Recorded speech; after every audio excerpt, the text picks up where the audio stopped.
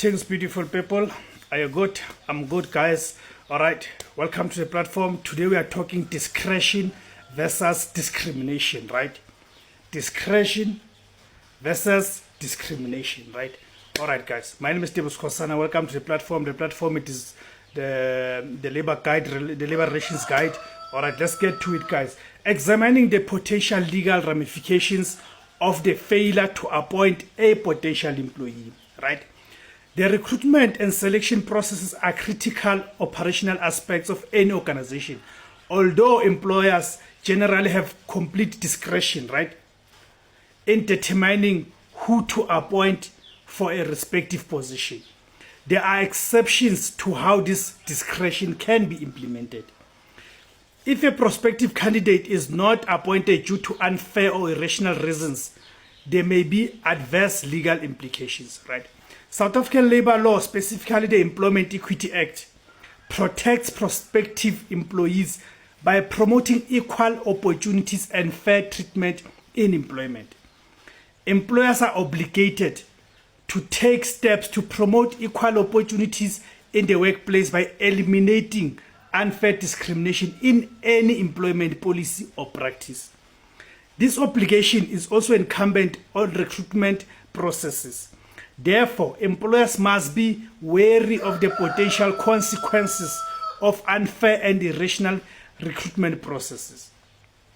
While there are numerous reasons to justify the non-appointment of a candidate, the following examples may lead to a valid cause of action by an unsuccessful candidate against the company, right? We need to be aware of this. Number one, if a candidate believes they were unsuccessful in their job application due to being unfairly discriminated against, they may refer a dispute for discrimination to the Commission for Conciliation, Mediation and Arbitration, known as the CCMA, or Labour Court. Section 61, subsection 1 of the Employment Equity Act prohibits employers from discriminating against employees on several grounds as listed in this section. Number two, if a verbal or written job offer was made and subsequently withdrawn without a valid reason, the candidate may have a claim for breach of contract. In the Labour Court case of the Department of Rural Development and Agrarian Reform vis-a-vis General Public Service Sectoral Bargaining Council and others, 2020, the court provided valuable insights into the legal considerations surrounding the failure to appoint a prospective employee. In this case, the court found that the employer's delay in filling a vacant position was patently capricious and unfair despite having a suitable candidate. The employer's reasons for not appointing the candidate were deemed unreasonable. The court emphasized that while the employers have discretion in appointment decisions, this decision must be fair and reasonable. This view was confirmed in the recent case of Boysen vis-a-vis Beaufort West Municipality and another, 2024. The applicant challenged the decision taken to appoint an employee who was rated below him during the second round of interviews, as he deemed it irrational. This contention relied on the legal principles set out in the above case of the Department of Rural Development. The court distinguished the set of facts between the two cases and found that the applicant failed to prove that he was entitled to be appointed in this case. The court considered that the applicant had initially applied for the Director of Community Services post and was ranked first among other candidates. Still, the selection panel decided not to fill the vacancy. Instead, the vacancy was re-advertised.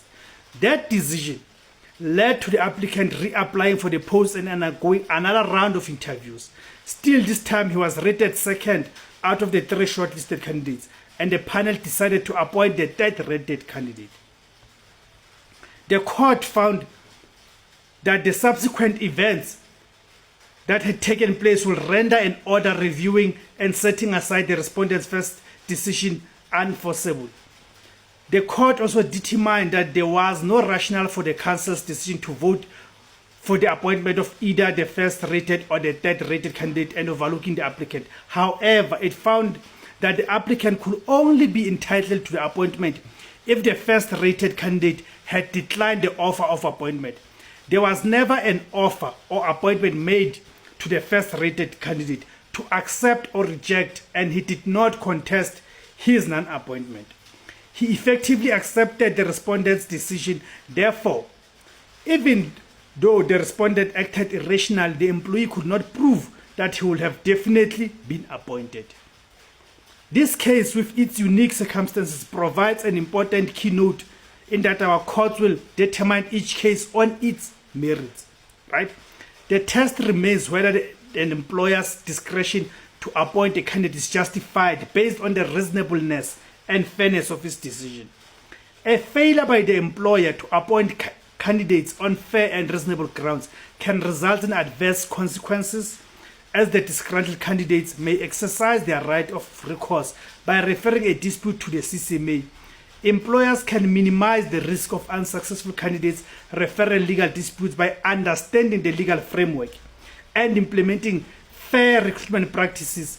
If employers face a situation involving the failure to appoint a prospective employee, it is essential to seek legal advice to understand their rights and obligations, right? We'll leave it at that. Just wanted to explain the difference between the discretion and discrimination. All right.